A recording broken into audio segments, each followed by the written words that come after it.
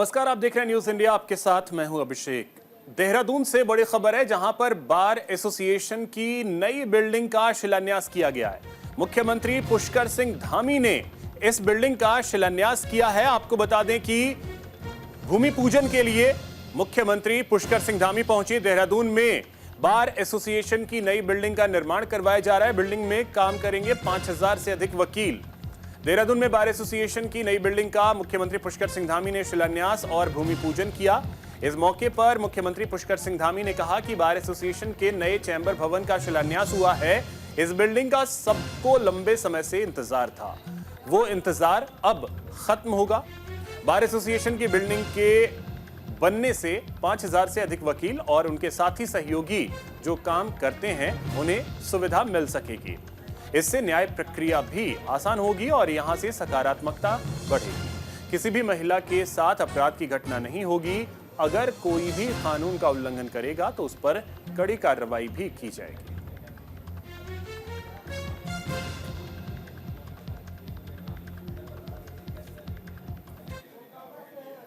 देहरादून की जनता को, आने वाले लोगों को इसकी लंबे समय से इंतजार था, लंबे समय से उनकी प्रतीक्षा थी। वो प्रतीक्षा धीरे धीरे समाप्त होगी और जल्दी से भवन बनने से हमारे जो 5000 से भी ज्यादा अधिवक्ता साथी और उनके सहयोगी लोग यहाँ पर काम करते हैं, उन सबको अच्छी सुविधा होगी। और हमारा भी ये मानना है कि न्यायिक जो व्यवस्था है उस व्यवस्था में ऐसे इंफ्रास्ट्रक्चर बहुत जरूरी है। हमारे नए अधिवक्ता साथियों को जो सामान्य स्थिति परिस्थितियों में अपना ये व्यवसाय शुरू करते हैं, उन लोगों के पास इतना सामर्थ्य नहीं होता है कि वो शुरुआती दिनों में अपना कार्यालय बना पाए, अपना ठीक प्रकार से सेटलमेंट कर पाए। तो निश्चित रूप से नए चैम्बर भवन के बनने से उन सबको भी सहायता मिलेगी और न्यायिक प्रक्रिया भी आसान होगी। यहाँ से सकारात्मकता बढ़ेगी, इनकी ऊर्जा बढ़ेगी। मैं आज के अवसर पर सबको शुभकामनाएं देता हूँ। हमारे सहयोगी अनुज अवस्थी अधिक जानकारी के साथ जुड़ गए हैं। अनुज, वकीलों के लिए एक बहुत बड़ी राहत भरी खबर है कि नई बिल्डिंग का निर्माण हो रहा है। बिल्कुल अभिषेक जी, जिस तरीके से वकीलों के लिए चैम्बर तो बने हुए थे, लेकिन जरूरत थी एक नई बिल्डिंग को लेकर के। तो आज उस नई बिल्डिंग का निर्माण कार्य शुरुआत हो चुकी है और लगभग आधी बिल्डिंग बन भी चुकी है। क्योंकि ये जो बिल्डिंग बन रही है ये राजधानी दिल्ली के जो है सुप्रीम कोर्ट की तर्ज पे ये बिल्डिंग बनाई जा रही है कि चूंकि उत्तराखंड राजधानी देहरादून जो है उत्तराखंड की राजधानी है और राजधानी में जो है इस तरीके का वकीलों का जो चैम्बर है वो भव्य और दिव्य होना चाहिए। क्योंकि 5000 से ज्यादा वकील राजधानी देहरादून में कार्यरत है, तो इस वजह से जो है यहाँ की जो बिल्डिंग है वो अच्छी तरीके से बने। साथ साथ मुख्यमंत्री पुष्कर सिंह धामी ने भूमि पूजन भी किया, बिल्डिंग का शिलान्यास भी किया। मुख्यमंत्री ने इस बात को भी बोला कि जो नए कानून के तहत चीजें हो रही है उसका अनुपालन किया जाएगा, महिलाओं की सुरक्षा बढ़ेगी। क्योंकि जब बिल्डिंग अच्छी होगी तो जो 5000 वकील से ज्यादा के वकील यहाँ पे कार्यरत है तो संख्या उनकी और दिन प्रतिदिन बढ़ेगी और जब संख्या बढ़ेगी तो अपराध भी कम होगा। तो इसी वजह से मुख्यमंत्री ने इस बिल्डिंग का शिलान्यास किया और साथ साथ भूमि पूजन भी किया। मुख्यमंत्री का ये कहना है कि वकीलों के अभी तक की जो पुराने चैम्बर्स बने हुए थे उनको अब रिनोवेशन किया जाएगा, इस बिल्डिंग में काम चालू किया जाएगा, वकीलों के चैम्बर अच्छे बनेंगे। क्योंकि राजधानी और राजधानी के हिसाब से वकीलों के चैम्बर बनने चाहिए। और हालांकि मुख्यमंत्री ने इस बात को भी बोला कि जो हाईकोर्ट बेंच नैनीताल में है उसी की एक बेंच राजधानी देहरादून में भी खुले कि यहाँ पर भी जो है जो वहां के मुकदमे हैं, कुछ मुकदमे यहाँ पे भी ले जाए कि लोगों को आने जाने में दिक्कत का सामना न करना पड़े। जी अभिषेक। बिल्कुल, एक और चीज का जिक्र किया मुख्यमंत्री ने अनुज, खास करके महिला अपराध को लेकर के कि महिला अपराध पर लगाम कैसे लगे, इसके प्रयास भी मुख्यमंत्री के नजर आए।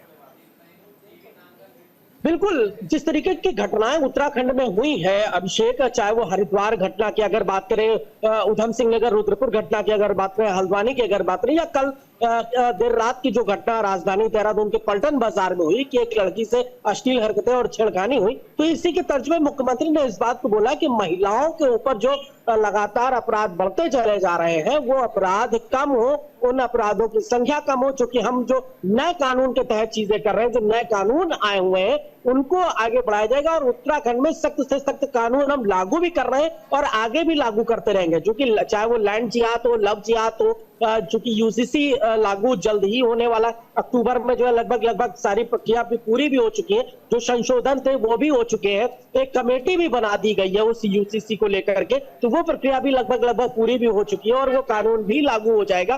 तो जल्द से सख्त कानून, जो हमारी माताएं, जो हमारी बहनें, उनके ऊपर कोई अपराध ना है, उनको सुरक्षा मिले उत्तराखंड में, तो इसी की तर्ज पे जो महिला अपराध हो रहे हैं उन पे अंकुश लगाया जा सके। जी अभिषेक। लेकिन इन सब के बीच जो वकीलों के चेहरे थे वो कैसे थे, क्योंकि विजुअल्स में तो हम ये देख पा रहे हैं कि चेहरे पर मुस्कान दिख रही है अधिवक्ताओं के। बिल्कुल अभिषेक, चूंकि अधिवक्ता खुश है इस बात को लेकर के, क्योंकि पहले ये जो चैम्बर्स बने हुए थे, क्योंकि ये जहां पे ये बिल्डिंग बनी है अभिषेक, मैं बता दूं कि ये पहले पुरानी जेल कही जाती थी। इस पुरानी जेल में नेहरू जी को बंद किया गया था, महात्मा गांधी को बंद किया गया, जब अंग्रेजों के जमाने की चीजें थी तब ये पुरानी जेल कही जाती थी। उसके बाद इस जगह को जो है एक्यूरेट किया गया, गवर्नमेंट में इसको लाया गया और गवर्नमेंट के लाने के बाद इस जगह पे भव्य और दिव्य बिल्डिंग का निर्माण कराया जा रहा है।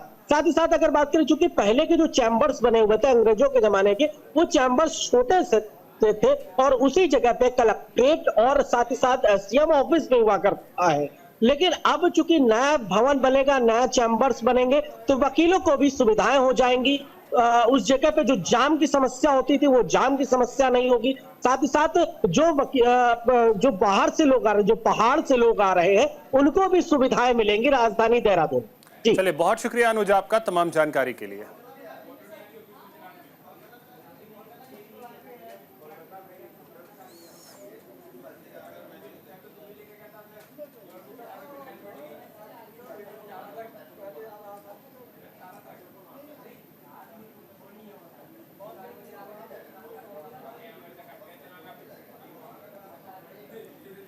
केंद्रीय सड़क एवं परिवहन राज्य मंत्री अजय टम्टा भारत रत्न पंडित गोविंद बल्लभ पंत के पैतृक गांव खूंट पहुंचे, जहां उन्होंने महान स्वतंत्रता सेनानी को पुष्पांजलि अर्पित की। अजय टम्टा ने पंडित गोविंद बल्लभ पंत के योगदान को याद करते हुए कहा कि उनके सिद्धांत और बलिदान आज भी हम सब के लिए प्रेरणादायक हैं। पंडित गोविंद बल्लभ पंत के जयंती पर गांव में कई सांस्कृतिक कार्यक्रम आयोजित किए गए। इस अवसर पर स्कूली बच्चों और स्थानीय कलाकारों ने देशभक्ति गीतों और नृत्य की शानदार प्रस्तुतियां दी, जिसने माहौल को देशभक्तिमय कर दिया। बच्चों की प्रस्तुति ने दर्शकों का दिल जीत लिया और समूचे गांव में उत्साह का माहौल रहा। पंडित गोविंद बल्लभ पंत जी की इस जन्मस्थली में आज के जयंती के शुभ अवसर पर हम सभी लोग उनको याद करते हैं और हम सबका बहुत बड़ा गर्व है कि भारत की स्वतंत्रता के लिए जिन्होंने अपना बहुत महत्वपूर्ण योगदान दिया और भारत की जो पहली सरकार बनने के बाद लगातार जो उनके प्रयास पूरे देश भर के लिए रहे, वो अपने आप में एक अनुकरणीय है। गोविंद बल्लभ पंत जी की जन्म शताब्दी वर्ष का ये इस प्रकार का वो कार्यक्रम मुझे लगता है कि संपूर्ण भारतवर्ष में मनाया जाता है। भारत रत्न पंडित गोविंद बल्लभ पंत जी की आज हम सब बड़े धूमधाम से उनकी जयंती मना रहे हैं और निश्चित रूप से पंडित गोविंद बल्लभ जी का जो पंत जी का विराट व्यक्तित्व था, अपनी विद्वता के धनी थे और उन्होंने समाज को एक रूप में पिरोने के लिए जो काम किया और उसके साथ साथ छुआछूत को मिटाने के लिए जो काम किया, और ये हम सब के लिए बड़े सौभाग्य की बात है कि संयुक्त प्रांत के प्रधानमंत्री के रूप में हो, चाहे उत्तर प्रदेश के मुख्यमंत्री के रूप में हो, चाहे भारत सरकार के गृह मंत्री के रूप में, उन्होंने बहुत ऐसे उल्लेखनीय कार्य किए और उनके इन कार्यों को हमें आत्मसात करने की भी आवश्यकता है और आज की जो परिस्थिति है उसमें आम जनजीवन तक ले जाने की आवश्यकता है।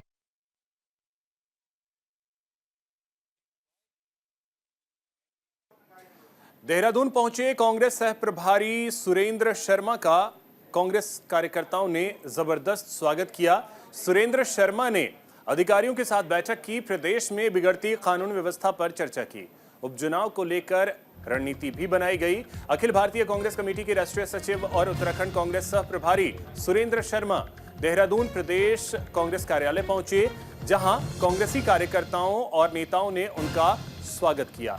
सुरेंद्र शर्मा ने प्रदेश में बढ़ते अपराध और उपचुनाव को लेकर पदाधिकारियों के साथ मीटिंग की। इस मौके पर सुरेंद्र शर्मा ने कहा कि यह बैठक उत्तराखंड की बिगड़ती कानून व्यवस्था पर है, जिसमें सत्तारूढ़ दल के नेताओं का हाथ है। आगे उन्होंने निकाय चुनाव और केदारनाथ उपचुनाव की रणनीति पर चर्चा की और कांग्रेस को मजबूत बनाने को लेकर रणनीति तैयार की।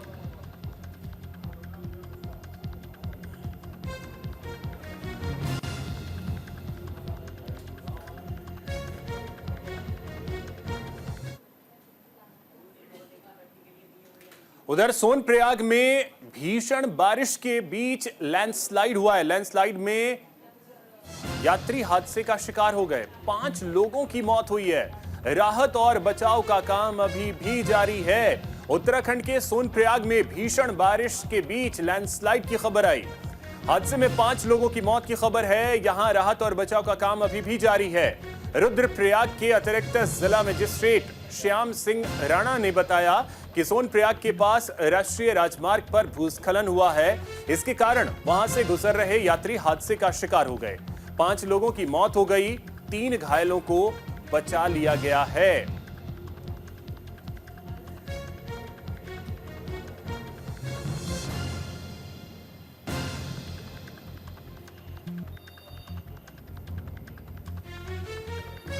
तो देखिए, सोनप्रयाग में लैंडस्लाइड की वजह से 5 लोगों की जान चली गई और जो जानकारी है 3 घायलों को बचाया गया है।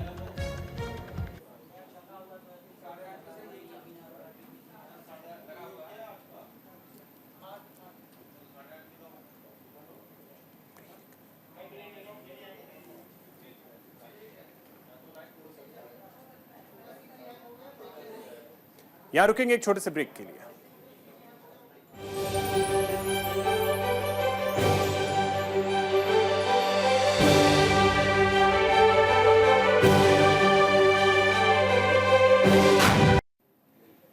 ब्रेक के बाद एक बार फिर से आप सभी का स्वागत है। बड़ी खबर आपको बता दें, सोनप्रयाग में भीषण बारिश के बीच लैंडस्लाइड हुआ है। लैंडस्लाइड में कई यात्री हादसे का शिकार हुए हैं, जिनमें 5 लोगों की जान भी चली गई है।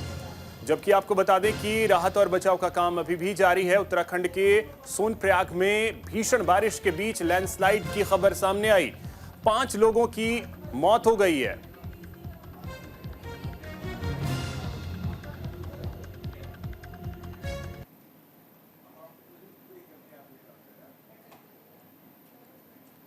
अधिक जानकारी के साथ सहयोगी संजय पुंडेर हमारे साथ जुड़ गए हैं। संजय, इस वक्त की क्या स्थिति?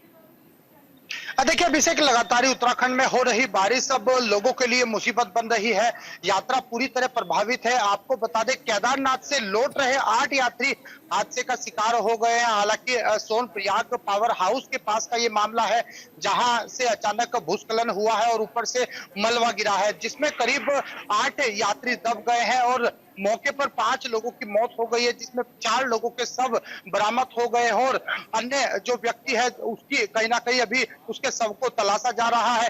यानी कह सकते हैं कि लगातार हो रही बारिश से कहीं ना कहीं पहाड़ में रहने वाले जो लोग हैं उनके लिए परेशानी खड़ी कर दी है। ऐसे में यात्रियों के लिए भी काफी परेशानी हो रही है, क्योंकि हम लगातार देख रहे हैं कि पहाड़ों में हो रही बारिश से यात्रा समय समय पर बाधित हो रही है और पहाड़ों की हो रही बारिश का असर मैदानी जिलों पर भी देखने को मिल रहा है, क्योंकि जब पहाड़ों में बारिश होती है तो उसका असर मैदानी जिलों में दिखाई देता है। गंगा नदी पूरी तरह उफान पर होती है। हालांकि समय समय पर जो मौसम विभाग है वो लोगों को अलर्ट कर रहा है, लोगों को जागरूक रहने की जरूरत है, क्योंकि मौसम विभाग ने यही कहा है कि अभी आने वाले 2 से 4 दिनों तक इसी तरह के हालात रहने वाले हैं। अगर आप पहाड़ों की यात्रा कर रहे हैं तो आपको सावधानी बरतने की जरूरत है। जी चलिए, बहुत शुक्रिया संजय आपका तमाम जानकारी के लिए। वहीं देहरादून में मौसम का मिजाज बदला है। हवाओं के साथ झमाझम बारिश हुई है। उमस भरी गर्मी से लोगों को राहत मिली है। तो ये बड़ी जानकारी आपको दे रहे हैं। मौसम का मिजाज बदला है। देहरादून में पहाड़ी क्षेत्रों में भी बारिश हो रही है और आपको बता दें कि फसल को काफी ज्यादा नुकसान पहुंचा है। देहरादून में मौसम का मिजाज बदला है कुछ दिन पहले देहरादून समेत उत्तराखंड के पर्वतीय क्षेत्रों में जोरदार बारिश हुई थी। हालांकि अब देहरादून समेत आसपास के मैदानी इलाकों में बादलों की आंख मिचौली भी देखने को लगातार मिल रही है।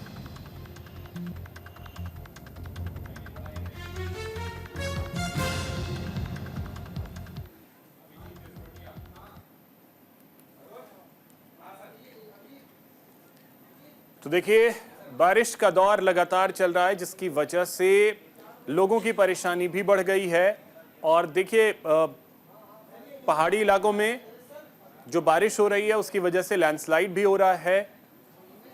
कई लोगों को अपनी जान से भी हाथ धोना पड़ा है। जो अभी हमने सोनप्रयाग की खबर आपको दिखाई, जहां लैंडस्लाइड की वजह से 5 लोगों की जान चली गई, 4 शव भी बरामद हो गए। वहीं देहरादून में भी लगातार बारिश का दौर देखने को मिल रहा है।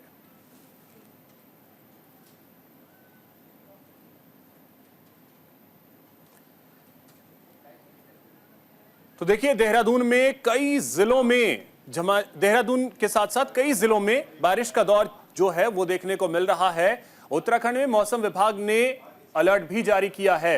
और आपको बता दें कि 10 और 11 सितंबर को बारिश का येलो अलर्ट जारी किया गया। 10 सितंबर को पिथौरागढ़, अल्मोड़ा, उधम सिंह नगर, टिहरी, पौड़ी और बागेश्वर में भारी बारिश का अलर्ट जारी किया गया है। इसके अलावा 12 और 13 सितंबर को बारिश का ऑरेंज अलर्ट जारी किया गया है मौसम विभाग की तरफ से, जहां नैनीताल और चंपावत जनपद में तेज बारिश का अनुमान जताया गया है। आपको बता दें कि संवेदनशील क्षेत्रों में जेसीबी और जरूरी उपकरण तैनात किए गए हैं। आपातकालीन स्थिति में स्थानीय प्रशासन ने मदद की अपील की गई है। बारिश से उत्तराखंड की 13 सड़कें पूरी तरीके से ठप हैं। द फोर्ट, नौगांव, भानी, हरसिंग्याबड़, हरसीला सीमा बंद है। कपकोट, तेजम, पगना, मुक्तेश्वर, जलकुंड, लेटी पर यातायात पूरी तरीके से बाधित है। इसके अलावा चंपावत और नैनीताल जिले में कहीं कहीं तेज बारिश का दौर जो है वो देखने को मिल रहा है।